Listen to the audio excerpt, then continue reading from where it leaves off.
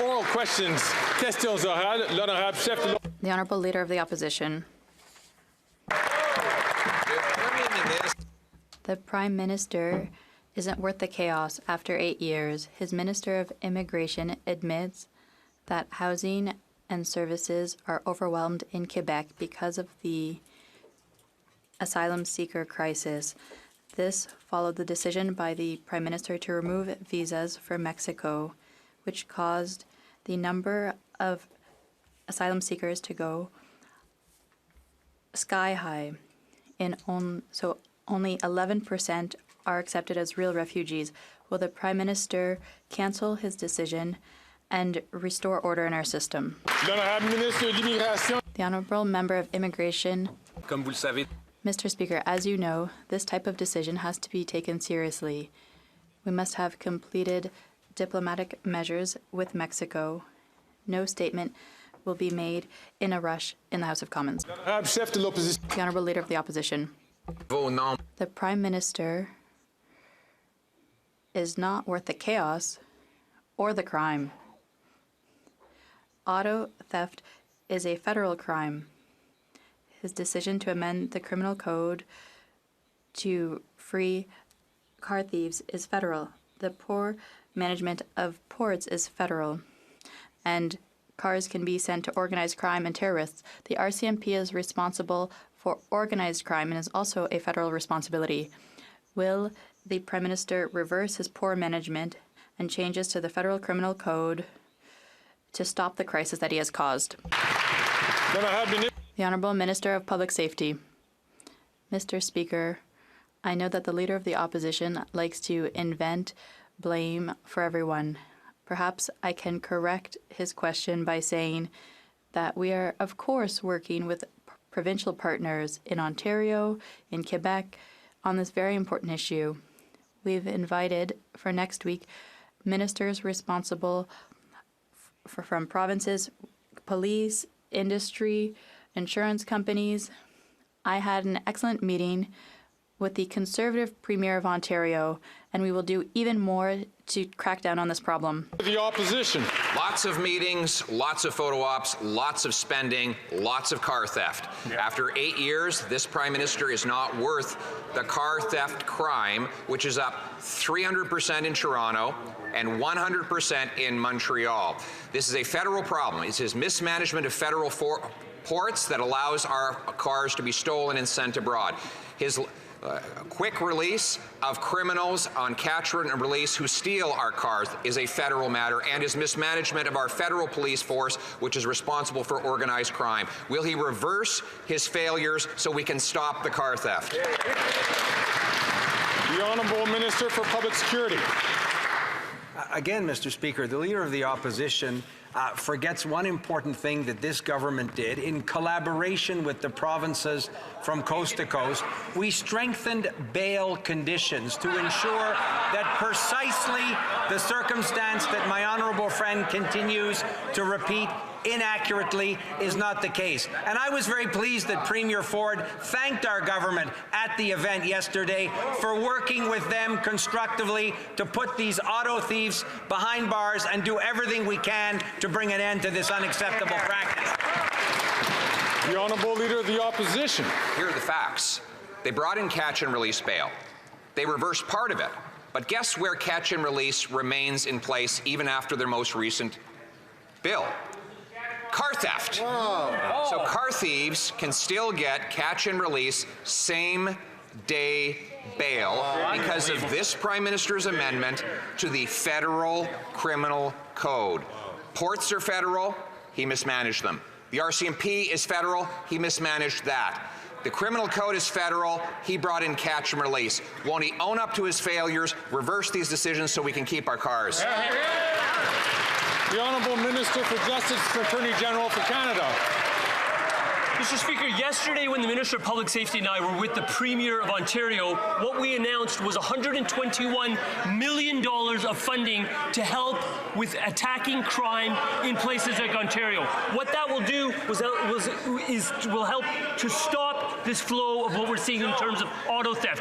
The other thing we heard from the Premier and what we've heard from the law enforcement officials who were there is that if you want to tackle this, you got to tackle organized crime. Interestingly, the Leader of the Opposition is directing his caucus to vote against anti-money laundering initiatives that are contained in the Fall Economic Statement that would address exactly that. The Honourable Leader of the Opposition. Mr. Speaker, the Prime Minister has accomplished something that only he could do. Our central bank, which can create cash, is actually losing money. Now, how did this happen? He forced the central bank to create $600 billion of cash to fund his overspending over the last 3 years. To pay for it, the bank makes deposits into the accounts of large financial institutions. Interest rates on those deposits, of course, have gone through the roof, meaning that taxpayers are now forced to bail out those losses. Will he admit that his incompetence now forces Canadians to pay twice, once for the inflation the money printing caused, and twice to bail out the bank, which is failing? The Honourable President of the Treasury Board. Mr. Speaker, I'm not sure if the Leader of the Opposition is aware, but Canada has the lowest debt to GDP ratio and the lowest deficit in the G7. And what we do on this side of the House is maintain prudent fiscal responsibility while investing in Canadians, especially vulnerable Canadians. Let's look at the Canada Child Benefit. Let's look at $10 a day childcare. Let's look at the Canada Dental Benefit, Mr. Speaker.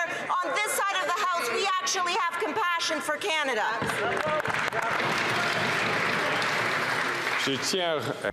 I'd like to encourage members to please keep your comments to yourselves until it is your turn to speak. The Honourable Member for Saint-Jean. The CMHC report confirms that the housing crisis is worse than ever. There have never been so few available housing units in 20 years. Rents have risen by 8%, and finding a new home in Quebec is 17% more expensive. Why? Because the population is growing too fast. Let's be clear. Immigrants are not responsible for the housing crisis.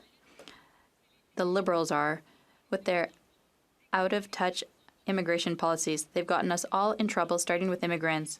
Are they finally going to readjust their immigration policies in line with our capacity? The Honourable Minister of Immigration. It's interesting. They don't want to blame immigrants, but they tell us to adjust our plans. I'd like to ask the Bloc members, who are mostly from rural areas, they can go talk to farmers and ask them where they find their workers. Do they want to cut temporary workers? They need to answer the question because it's an important one. The Honourable Member for Saint-Jean. There's a shortage of 3.5 million housing units, according to CMHC, and at the same time, the Liberals are increasing immigration again in 2024 and 2025. They refuse to share asylum seekers among the provinces to lighten Quebec's load. And the result is a ruined asylum seeker who anonymously confided in the Journal de Montréal, "I'm scared because I'm with my daughter. She's only 9. I don't want to end up on the street." When will the Liberals understand that their irresponsible policies affect real people? The Honourable Minister of Immigration. It's true that these are real people who are affected. We shouldn't treat them like cattle. We need to treat them with respect, humanely.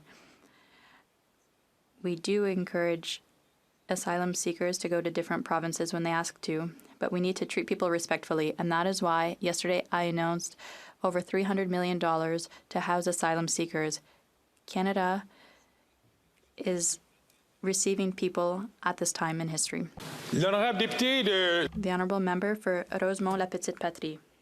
Mr. Speaker, there's no break for Quebecers at the grocery store. Now the CEO of Metro has told people, hang on to your hats because starting today it's going to cost even more to eat. And what does the Minister of Industry do? He tells us to look at the flyers. Then he tells us he wants to stabilize prices, which are already too high. Then he wants another study, a typical Liberal nonsense. We all know what the problem is. People are getting ripped off at the checkout. When will this government stand up for people instead of millionaire bosses? The Honourable Minister of Housing, Infrastructure and Communities. Every day we're going to do our work to make life more affordable for Canadians, including addressing the issue of food prices in this country. Of course, you'll recall, Mr. Speaker, the introduction of the grocery rebate recently, but we're also putting forward new measures to strengthen competition laws in this country and launching recruitment efforts to bring more international grocery chains into Canada, which will create competition in the marketplace, creating better prices for families. We're going to continue to do what we can to help people who are struggling, including implementing reforms that will help address the cost of food in this country. The honourable member from Vancouver Kingsway. Mr. Speaker, Manulife just cut a deal with Galen Weston that forces Canadians to fill their prescriptions at Loblaws. This robs patients of their choice of pharmacist and hurts local community pharmacies. Experts say this will restrict Canadians' access to over 250 medications. This is not only anti-competitive, but once again shows Liberals putting corporate greed ahead of people's health, while the Conservatives say nothing. Will this government protect patients and block this corporate collusion as Quebec has done? The Honourable Minister of Health. Well, thank you, Mr. Speaker, and we're deeply committed to ensuring that Canadians have access to the drugs that they need for their health and well-being. We have worked hard to make hundreds of millions of dollars in saving, nearly $300 million in saving through bulk purchasing. We're working with provinces and territories through our bilateral agreements to continue to find ways to improve health care across the country and make sure that Canadians have access to the health care they need. The honourable member from Regina Capel. After 8 years, the Prime Minister is not worth the cost, and the carbon tax is going to drive up food prices again on April 1st when he drives it up by 23%. What's that going to do with food prices? Well, the Keilstra poultry farm in Okotoks says that they're going to go from paying $180,000 this year to $480,000 when the carbon tax is fully quadrupled. These are hundreds of thousands of dollars in extra taxes that all get passed on to the shopper in the grocery aisle, and the rebate doesn't cover any of it. If the Prime Minister won't axe the tax, will he at least cancel his April 1st increase so food prices don't go up even further? The Honourable Minister for Housing, Infrastructure and Communities. Mr. Speaker, families in my community do raise the cost of food as a very real concern. That's why we put forward measures like the grocery rebate. That's why we're introducing new reforms that will increase competition. But if the Conservatives would like to help, there's something the opposition leader can do. He can pick up the phone, because as I'm sure he knows, his chief advisor, Jenny Byrne, is actually a registered lobbyist for Loblaws in Ontario. Mr. Speaker, before the Conservatives sling arrows at this side of the House, I would invite the opposition leader to do what we all know is one of his favorite things. Take a look in the mirror. The honourable member. Order.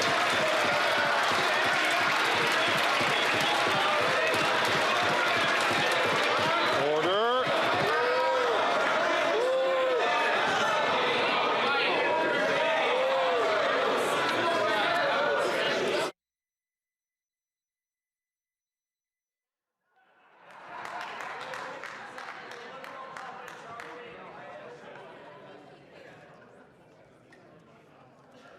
The honourable member from Regina Capel. This from a government who literally wrote a check on taxpayers' dollars to give Loblaws millions of dollars for new fridges. I'm going to correct the record there, Mr. Speaker. The minute it's not families that are raising grocery prices in stores, it's this government with their carbon tax. The principle of the carbon tax is to make everyday things in life more expensive and more punishing. But the Prime Minister doesn't care because he never has to deal with those costs. He doesn't have to pay the carbon tax on his flights or put packages of beef back on the shelf. Will he finally have some mercy on Canadian families and axe the tax?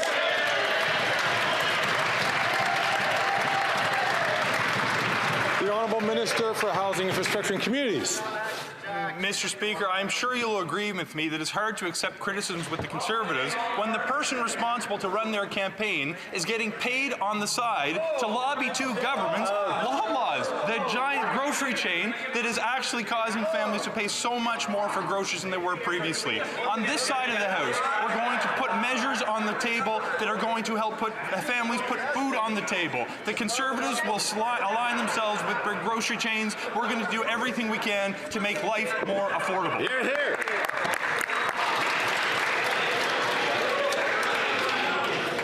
The honourable member from Foothills. Today, Conservatives tabled a motion asking the NDP Liberal Carbon Tax Coalition to cancel their plans to increase the carbon tax on April 1st. After 8 years, this Prime Minister is not worth the cost, and farmers' carbon tax bills prove that. The numbers are staggering. Prairie Gold Potatoes in southern Alberta is paying $1,500 in carbon taxes every single day. Wow. That's unsustainable, and they have no option but to pass that on to consumers. Will the Prime Minister finally axe his plan to increase the carbon tax on April 1st and make food and farming more affordable? The Honourable Minister for the Environment and Climate Change. Thank you, Mr. Speaker. The impacts of climate change on our agricultural sector are incredible, which is why we've put in place measures to help our farmers diminish their greenhouse gas emissions. Let's talk about how much farmers in our colleagues, the member from Carleton received $2.4 million in the member from Carleton, in the writing of the member from Dufferin-Caledon, $3.7 million. In the writing of the member from Haldimand Norfolk, $22 million, Mr. Speaker. The Honourable Member, before I get to the Honourable Member of Foothills, I'm going to ask members, please, once again, to please limit your comments to the person who is asking the question or to the person who is responding. Need all of your help to make sure that this happens. The Honourable Member from Foothills. Well, the Environment Minister is struggling to find some positive numbers, but I'll tell him the number. When they quadruple the carbon tax, it will cost Canadian farmers $1 billion a year. That does not include the GST, also $1 billion, that the Liberals are charging on top of the carbon tax. Higher carbon taxes, more GST, higher food costs for Canadians. When 2 million Canadians are relying on a food bank every single month, clearly this Prime Minister is not worth the cost. How many Canadians need to rely on a food bank before this Prime Minister cancels his plan to increase the carbon tax on April 1st? The Honourable Minister for Natural Resources. I would suggest that Conservative members of Parliament should stop misleading Canadians. The carbon price is a thoughtful approach that addresses climate change and affordability. 8 out of 10 Canadian families get more money back. The Leader of the Opposition's plan to address the climate issue is to take rebates. He wants to know what thoughtful means. Colleagues, I'm seeing the body language of some members who are using translation devices who are having great difficulty in hearing the response over the furor. Could I please ask members to allow them to the answer to be made so that all members can understand what is being said. The Honourable Minister from the top, please. Thank you, Mr. Speaker. I would just say the Conservative Party needs to stop misleading people. The carbon price is an appropriate and thoughtful way to address climate change in a manner that actually addresses affordability. 8 out of 10 Canadian families get more money back. The Leader of the Conservative Party's plan to address climate change is to take rebates away from Canadian families. It is to let the planet burn. It is to actually ensure that Canada's economic competitiveness will be eroded going forward. He should be ashamed of his thoughtless policy on climate change in the Canadian economy.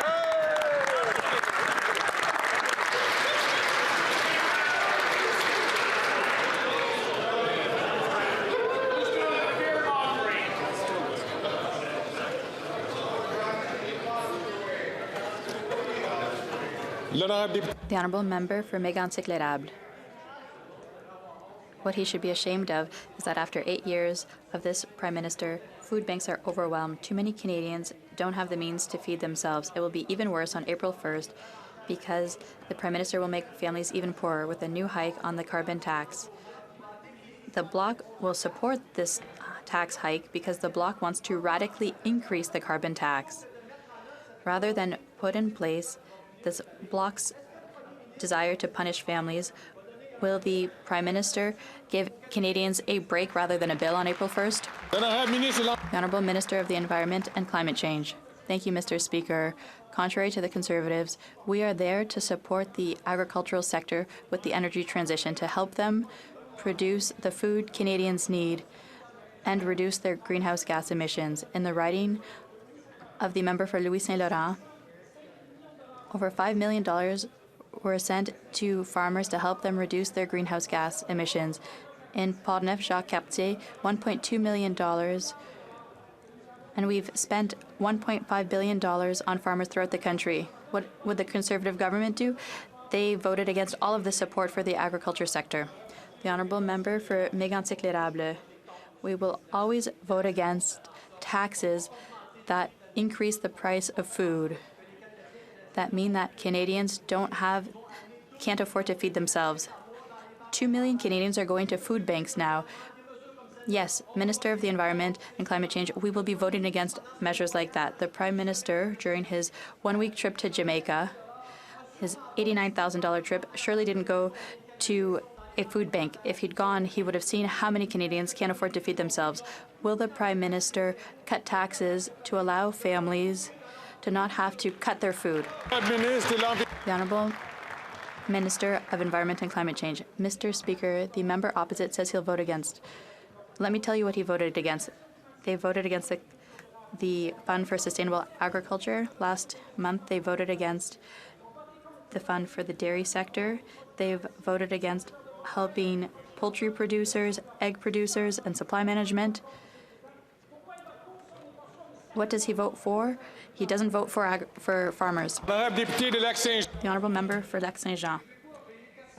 Quebecers paid $470 million for asylum seekers. Instead of reimbursing them, the minister has announced $100 million for temporary accommodations for future asylum seekers. That's great if it costs less in the future, but he hasn't reimbursed the costs incurred since 2021. It's as if the minister hadn't paid his rent for 2 years. And he comes to us today with part of his rent for February and says we're even. A roommate like that would be thrown out pretty quickly, Mr. Speaker. When will he pay Quebecers back? The Honourable Minister of Immigration, Citizenship and Refugees. Thank you, Mr. Speaker. We hear them laugh, but yesterday in the House, the leader of the Bloc Québécois compared immigrants to heat pumps. And then, during my announcement to house asylum seekers, an announcement of over $300 million, he talked about social housing. We need to be serious here. We're not negotiating with the federal member for Belleuil-Chambly, the leader of the Bloc Québécois. We are negotiating with a serious government, the government of Quebec. The honourable member for Lac-Saint-Jean. If he can't answer questions in the House of Commons, he doesn't have to come. There's nothing here to reimburse Quebecers for taking in asylum seekers for 2 years. Nothing to help with education, nothing for French language training, for health, nothing for last resort assistance, nothing to share reception with the provinces, nothing to reestablish visas with Mexico, nothing to support our community organizations that are overwhelmed, nothing to speed up the processing of applicants' files, nothing to speed up the granting of work permits, which is supposed to be his job. So concretely, what does this mean for Quebec? The Honourable Minister of Immigration, Refugees and Citizenship. As you've heard yesterday, Mr. Speaker, we are providing money. Quebec has done more than its share, and we thank them for it. There's also work to be done to accelerate the granting of work permits. That's what we are doing. We are working with Quebec to accelerate this process so that asylum seekers can work in healthcare. It's very important, but it begins with cooperative work with the government of Quebec. Thank you. The honourable member for Lac-Saint-Jean. Now, Quebec receives 45% of Canada's asylum seekers, and it receives just under 28% of new investments in temporary housing. Quebec continues to do far more than its fair share, and it continues to receive far less than its financial share. It's just one more injustice after another. Frankly, at this point, does the minister realize that it's very difficult as Quebecers not to have the impression that we are being laughed at? The Honourable Minister of Transport.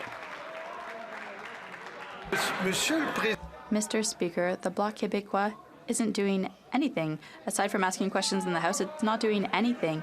The minister is working, is collaborating, is talking with Quebec. We've spent $50 million, that's a lot of money, and 70 million, then 100 million. These are huge amounts of money. The Bloc should not mock these financial efforts. We thank Quebec for its work. The government of Quebec is also working hard, and we will continue to work together despite what the Bloc wants. It just wants disputes. Instead of disputes, we are working together. The honourable member for Beauce. Mr. Speaker, Canadians are struggling 2 million of them have to go to food banks to feed their families. Meanwhile, the out-of-touch Prime Minister wants to raise the carbon tax even higher on April 1st. Together with their partners, the Bloc Québécois, they continue to make things worse for Canadians with their so-called environmental plan, which in reality is just a tax plan. Will the Prime Minister show some common sense for once and cancel the tax increase on April 1st? The Honourable Minister of the Environment and Climate Change. Mr. Speaker, what the Conservative Party doesn't seem to understand is that farmers are among those hit hardest by climate change. Look at what's happening with the drought in the prairies. In Alberta, over the summer, drinking water might have to be rationed for people and for farmers. What are the Conservatives saying? They're saying there's no problem with climate change. The planet can burn. Our plan is working. We have reduced greenhouse gases, 30 billion tons, and that's not thanks to the Conservatives. We will continue to be there to fight climate change and work with farmers. Then I have the Honourable Member for Beauce. Thank you, Mr. Speaker. More proof of how out of touch this government is. The Minister of the Environment. Canadians are suffering across the country. In Quebec, the carbon tax has a direct and indirect impact on food prices, regardless of the arguments used by the Liberals in the Bloc.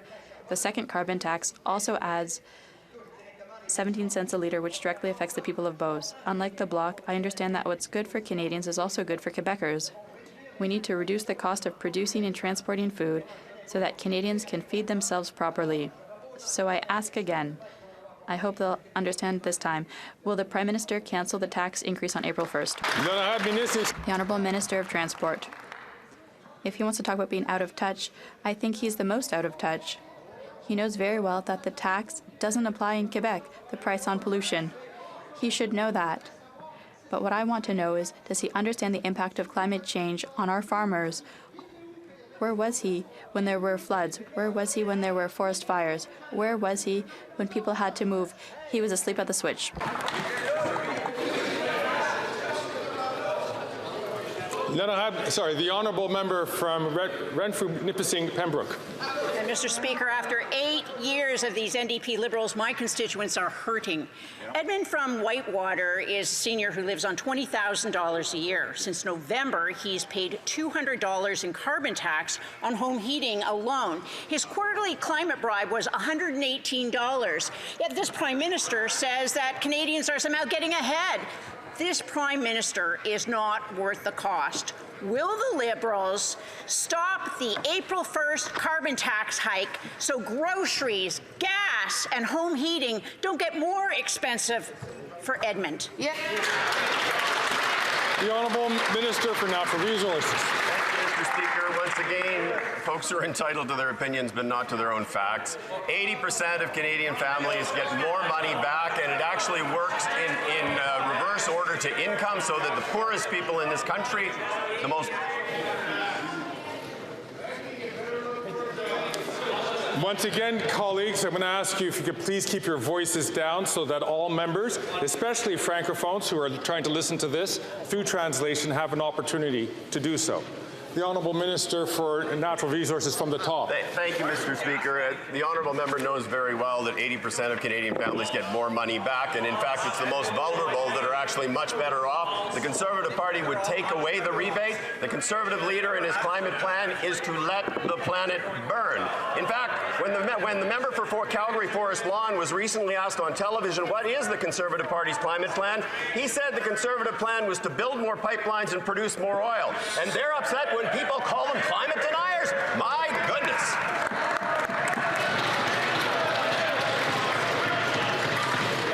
The Honourable Member from... Colleagues. The Honourable Member from Port Moody, Coquitlam. Rent is due today, and for workers in Port Moody, Coquitlam, that rent will cost over 50% of their monthly paycheck. And for the seniors facing rent eviction due to corporate investors buying up their affordable homes, they are facing homelessness. These out-of-touch Liberals created this mess alongside the cut and gut Conservatives who work for greedy corporations. Why are the Liberals dragging their feet when Canadians desperately need affordable rental homes now? The Honourable Minister for Housing, Infrastructure and Communities. Mr. Speaker, I thank my honourable colleague sincerely for her advocacy for vulnerable people who are struggling with the cost of finding a place to live. The fact that people are in dire need of housing is why we have significantly increased the pace of introducing policies to build more homes in this country. We have removed taxes from new apartment construction so more apartments will be built. We have committed an additional $1 billion through the Affordable Housing Fund to get more affordable homes built for low-income families. And we put federal money on the table to incentivize cities to change their ways, to increase their ambition, and speed up the process of home building. We're going to continue to do what it takes to end the national housing crisis. The Honourable Member from Edmonton Griesbach. Thank you very much, Mr. Speaker, and I'll thank the Minister for that response, but it's just not good enough because today rent is due and a new report just came out telling Edmontonians what we already know. Rent is going up and the number of available affordable homes is going down. Meanwhile, the Prime Minister turns a blind eye while Danielle Smith sells off affordable housing just to make her rich CEO friends happy. When will this government stop catering to rich CEOs and put forward a plan to build non-market and co-op housing so that working people can afford a home? The Honourable Minister for Housing, Infrastructure and Communities. Mr. Speaker, I thank the honourable member for his advocacy as well, and we are committed to building more homes, including affordable housing for low-income families. In fact, in his own community recently, a Métis-led project is going ahead that will provide affordable homes for community residents and support for women and children fleeing violence. We have increased funding for cooperative housing for the first time in decades, with a program to be launched soon, backed by $1.5 billion. We have increased funding for affordable housing in the recent Fall Economic Statement with an additional $1 billion. We have constructed or renovated hundreds of thousands of affordable housing units because we care about the most vulnerable and know that they deserve to have a roof over their head. The Honourable Member from West Vancouver, Sunshine Coast, Sea to Sky Country. Mr. Speaker, supporting the growth and future of Indigenous communities is critical in advancing reconciliation, and this includes land. Last weekend, the Minister of Crown Indigenous Relations was in Nanaimo for the signing of a historic land reconciliation agreement. Can the Minister elaborate on how this historic agreement with the Snuneymuxw First Nation aligns with Canada's broader commitments to reconciliation and the protection of Indigenous rights? The Honourable Minister. Thank you, Mr. Speaker, and I want to thank the member for this very important question. The history of Canada is built on displacement of Indigenous peoples from their lands, which they hold very sacred. This landmark agreement with the Snuneymuxw First Nation involving the return of Camp Nanaimo lands represent a significant step in honoring our commitments to reconciliation. By returning these lands and supporting the nation's vision for development, we are rectifying past injustices and walking the path of reconciliation. I want to thank the tireless advocacy of generations of people who have advocated for this. Bravo. Thank you. The Honourable Member from Battle River Crowfoot. Mr. Speaker, after 8 years of this NDP Liberal coalition, Canadians cannot afford to eat. And forcing those who grow the food we need to pay the carbon tax is nonsensical policy. In fact, Vermeer's Dairy, a farm near Camrose, paid $1,700 in the carbon tax alone in December, and they expect that to double when the bill comes for this past January. And the Liberals will once again increase the carbon tax on April 1st. Can someone over there please stand up and admit that it's time to finally lower the cost of food by axing the tax so Canadians can afford to eat? The Honourable Minister for Agriculture and Agri-Food. Thank you, Mr. Speaker. Being a farmer and being a former dairy farmer, it's hard to imagine what farmers had to deal with. With Hurricane Fiona, farmers woke up, went out to their barn, the barn was destroyed, the cattle were killed. They killed the the cattle themselves. That is a great cost to the cost of food, Mr. Speaker. I'm so proud to be part of a government that has an environmental plan that will make sure that we will continue to work with farmers and to make sure they're able to deal with the climate issues that they have to deal with in this country. We have and will continue to support farmers. The Honourable Member from King Vaughan. Mr. Speaker, today's the birthday of Vishali, the founder of Saidam Food Bank, which serves 3.17 million meals per month and delivers groceries to 3,000 seniors. The carbon tax has made life and food unaffordable for our seniors. The carbon tax is not an environmental plan, it's a tax plan. The Lashi's birthday wish today is to donate to Saidam Food Bank so he can provide more food for our seniors. Will these Liberals support the motion to stop the April 1st increase of their costly carbon tax so seniors can afford to eat? The Honourable Minister for Labour. Thank you very much, Mr. Speaker. And let me emphasize once again that with this carbon plan, 8 out of 10 Canadian households do better than they would otherwise. So the question is, unless they revert to their platform commitment to the Aaron O'Toole Christmas wish book, where government will decide what they'll do with their money, what will they do with the cash that Canadians currently get, that seniors get every month, that seniors know that they can rely on, that they put towards food, that they put towards rent? Where will that money go, Mr. Speaker? The Honourable Member for Cumberland Colchester. Mr. Speaker, 40% of Nova Scotians are struggling to pay their electricity bills. Rates have jumped 14% in the last 2 years, and Nova Scotians have to choose between heating and eating. After 8 long years, this Prime Minister is just not worth the cost. This NDP Liberal government is going to make things worse on April 1st when their next tax hike comes into effect, when they quadruple the carbon tax. Will this costly coalition show some common decency and cancel the tax hike so Nova Scotians can feed themselves, keep a roof over their heads, and keep the heat on? Hear, hear. The Honourable Minister for Natural Resources. Thank you, Mr. Speaker. The price on pollution is an affordability measure. The vast majority of Canadians receive more money through the carbon price than what they pay. Research from the University of Calgary shows that the Conservatives' plan to cut the carbon price will only benefit the richest 1% and hurt the other 99.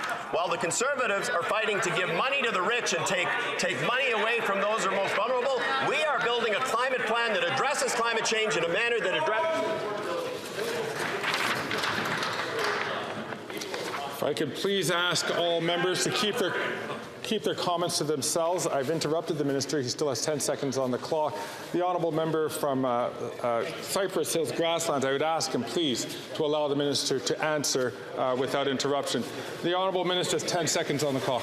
Thank you, Mr. Speaker. As I was saying, we have the reverse Robin Hoods over here who want to take money out of the pockets of the most vulnerable in Canada and give it to the wealthy in a manner that actually has nothing.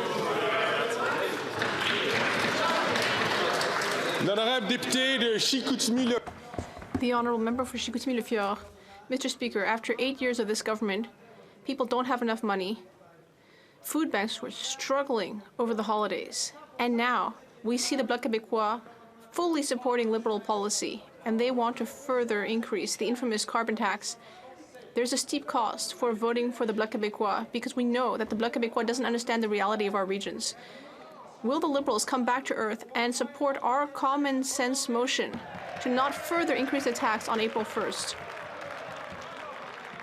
The Honourable Minister of the Environment and Climate Change.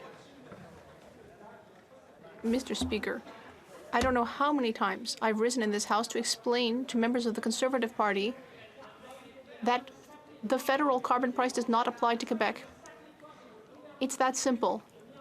The government of Quebec has its own cap-and-trade system that's been in place for more than a decade, well before the federal program. So if the member has an issue with that in Quebec, he can call the Premier of Quebec, François Legault. I'll be happy to give him his number. Thank you. The Honourable Member for Drummond. Yesterday, the Minister of Heritage said that the federal government might offer more financial support to CBC, but CBC just announced that it will be laying off 600 people. Several analysts agree that these cuts that Catherine Tait, the CEO, decided on are premature and unfair to the Francophone network. Will the minister demand that Radio-Canada puts an end to this unfortunate decision before giving it access to more funding? The Honourable Minister of Heritage. Mr. Speaker, the CEO of CBC Radio-Canada said very clearly that these cuts had to do with the current financial situation of the public broadcaster. We know that Radio-Canada is very important in Quebec. And that is why we are currently looking at how we can better support CBC Radio-Canada so that it's sustainable in the long term, not just for this fiscal year, but long term. Of course, my goal is to protect jobs. Jobs within Radio-Canada and within CBC. Thank you. The Honourable Member for Drummond. Well, I think that that answer shows that we have the same goal to preserve jobs.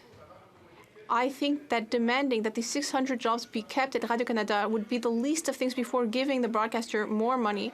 And it's also a matter of fairness to private broadcasters who are struggling even more. Bell and TVA have had to lay off many people, hundreds of people.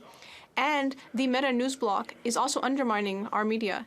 So yes, we need to support Radio-Canada as long as jobs are protected, but will the minister also do her homework and help all of our broadcasters and media, electronic and printed, as well as Radio-Canada? The Honourable Minister. Yes, absolutely, Mr. Speaker. We will continue to work hard to ensure that we support our information media, private, public, community and local media, which play an essential role in our communities throughout Canada. We have been there. We increased the payroll tax credit for newsrooms. We are also looking at the other measures we can take to better support this sector, because we know that it's essential to have quality media, especially to fight against misinformation and propaganda. Mr. Speaker, we continue to believe that that's the right thing to do. We will support our media. The Honourable Member from Leeds, Grenville, Thousand Islands and Rideau Lakes. The past president of the $1 billion Green Slush Fund shocked committee last night when she revealed that the government was warned of blatant conflicts of interest. The Prime Minister isn't worth the cost of his corrupted $1 billion Green Slush Fund. The minister claimed that he learned in 2023, but we now know that the ministry was informed in 2019. After 8 years, Canadians can't believe a word from this NDP Liberal government. Right. So why is it that this minister chose to mislead Canadians? The Honourable Parliamentary Secretary to the Minister of Labour and Seniors. Thank you, Mr. Speaker. Let's be clear. As soon as we found out about these alleged allegations, the Department of ISED acted quickly. The Minister of Innovation has already accepted the resignation of the CEO and chair. We take these allegations extremely serious, which is why we're doing proper due diligence. Our government is committed to ensuring that organizations would receive federal funding adhere to the highest standards of governments. We are committed to get to the bottom of these allegations. Thank you very much, Mr. Speaker. The Honourable Member from South Shore St. Margaret's. Well, the former CEO of the Liberal Green Slush Fund revealed, one, she warned Liberals that the Prime Minister's hand-picked chair, Annette Vacherian, should not be appointed because of her conflict of interest, and two, Green Slush Fund staff also told the minister of this conflict, but Liberals appointed her anyway. Then Liberal board members went on to vote their own companies more than $20 million of Green Slush Fund money. Wow. Liberals had officials in every meeting, but did nothing about this corruption until it was in the media. Why did take a media story for the Liberals to act on this corruption? The Honourable Parliamentary Secretary to the Minister of Labour and Seniors. Thank you very much, Mr. Speaker. The Conservatives will say anything to oppose fighting climate change, including saying they want to slash an organization that was voted in by this Parliament 2 decades ago. We're sticking to the facts and due process. We'll continue fighting to get to the bottom of this. Thank you, Mr. Speaker. Good job. The Honourable Member from Sherwood Park, Fort Saskatchewan. This NDP Liberal government has built the worst imaginable system for government contracting. Right. The Arrive Scam Watchdog report found that the government built a system where companies that charge the least are penalized. Imagine it. They actually built a system in which people are rewarded for charging a high price and punished for charging a lower price. Please, sir, we want to pay even more. No wonder this Prime Minister is so out of touch and isn't worth the cost. After 8 years, the only explanation for this is complete insanity or outright corruption. Which is it? Yeah, which is it? The Honourable Parliamentary Secretary. Mr. Speaker, I appreciate the question. I also appreciate the report from the Ombudsman yesterday that released all of the issues that we've been talking about in our committee over this very issue. And we've taken the recommendations, we've already started to act upon them, and we've already made some inclusions that the Ombudsman have identified. The member opposite, I know he uses that committee to do his TikTok videos, and he's very good at it, but what's really important is that we ensure that we improve procurement, and we're doing so, Mr. Speaker. The Honourable Member Dorval Lachine Lassalle. Mr. Speaker, Telefilm Canada has always played an essential role in creating films and TV shows. Its productions reflect the diversity of our culture and showcases Canadian talent on the global stage. Over the last few years, there have been significant challenges. Can the Minister of Heritage tell the House about the supports in place to help the sector, promote Canadian content and Francophone content, and to support our content creators? Thank you. The Honourable Minister. I'd like to thank my colleague, Mr. Speaker. She's completely right. We are very attached to our culture in Quebec and Canada. We like watching our productions. We are very proud of our stories, of who we are. And that is why yesterday I announced that we will be adding $50 million in funding. I was very pleased to announce this. We know that the Conservatives would cut that, as they did under the Harper government. They like to cut in culture and cut money to our public broadcasters. On this side of the House, we're talking about 140,000 jobs, and it's very important. Like Eastman. After 8 years of this Liberal NDP government, our troops are being forced to use food banks and live in tents. According to the Halifax emergency manager, young soldiers are coming to work hungry. The Royal Canadian Legion of Nova Scotia said actively serving members are living rough in tents, living in their vehicles, couch surfing, and even entering into relationships to secure housing that have put them at risk of domestic violence. Why is this Liberal Defence Minister allow this to happen under his watch? Why is he failing our troops? The Honourable Minister of Defence. Thank you very much, Mr. Speaker. And of course, the member opposite is once again badly misinformed. And in fact, when this was reported in the press, the Canadian Armed Forces in Nova Scotia canvassed all of the members of the armed forces and determined that all of them were properly housed and that the reporting was false. The Honourable Member from Selkirk Interlake Eastman. That's actually not the facts, Mr. Speaker. Nearly 4,500 serving military members are currently awaiting housing, but the Liberals are building less than 20 homes per year for our troops. To add insult to injury, this Liberal minister just cut $1 billion from the defence budget, and a leaked report confirmed that the minister is hiking the rents up for our armed forces members. What? Our military heroes know that these Liberals are just not worth the cost. So why does the Prime Minister always shovel money into the pockets of consultants and Liberal insiders, but cut spending on the backs of our troops? The Honourable Minister for National Defence. The member opposite, it's an extraordinary question coming from him in as much as he voted against the pay raise that we recently gave to the Canadian Armed Forces members.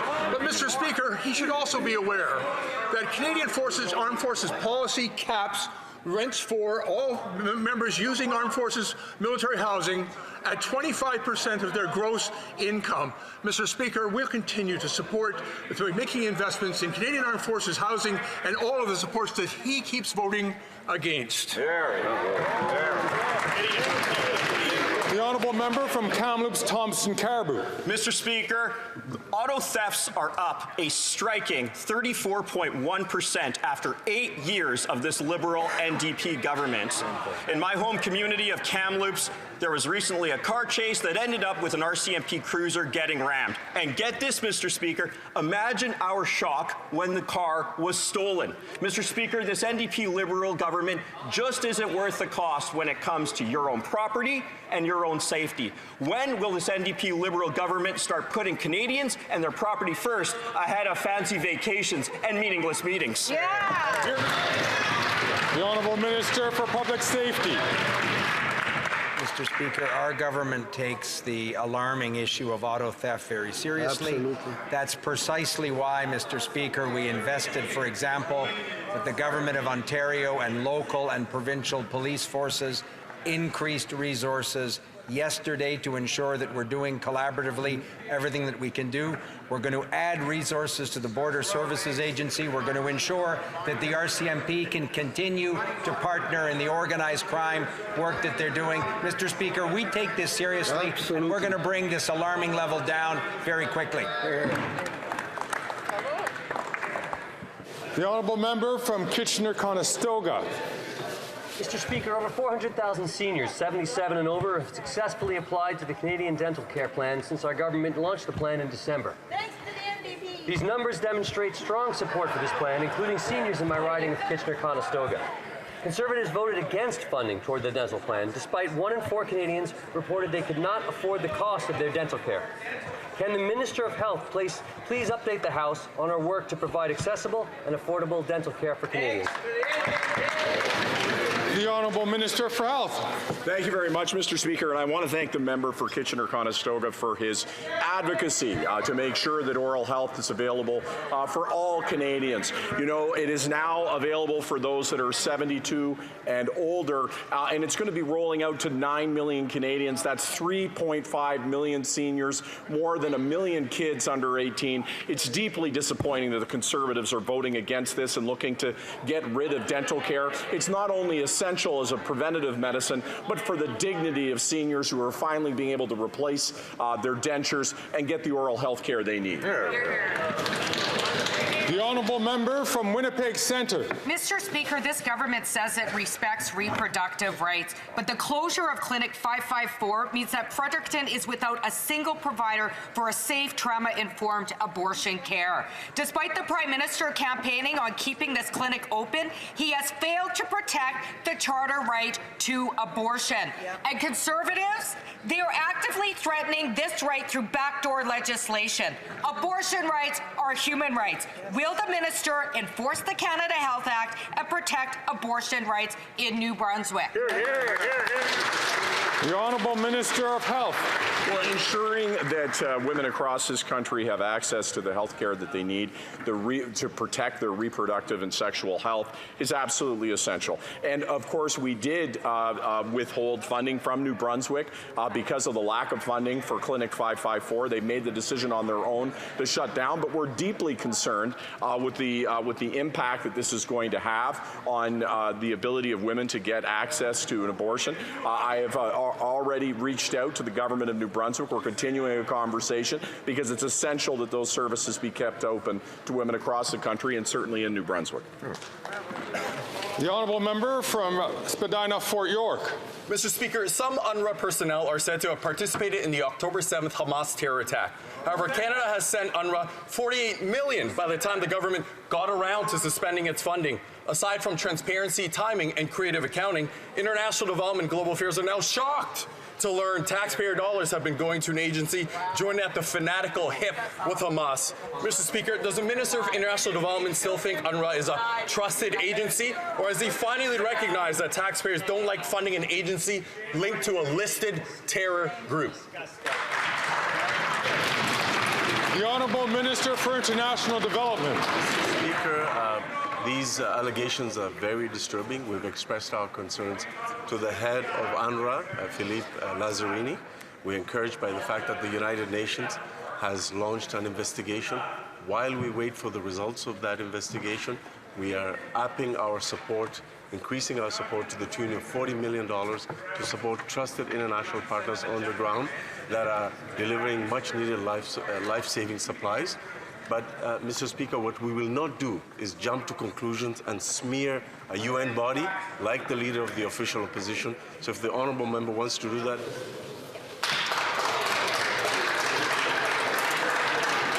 And so comes the end of question period for today. Point of order. I recognize the honourable member from Battle River Crowfoot who is rising on a point of order. Thank you very much, Mr. Speaker. As it was brought up a number of times in question period in relation to the Parliamentary Budget Office. I'm going to ask all members please to carry your conversations outside of the House so that I can hear the point of order that the honourable member is trying to raise. For all those who could hear my voice, could you just please say shh? Thank you. The honourable member from Battle River Crowfoot from the top, please.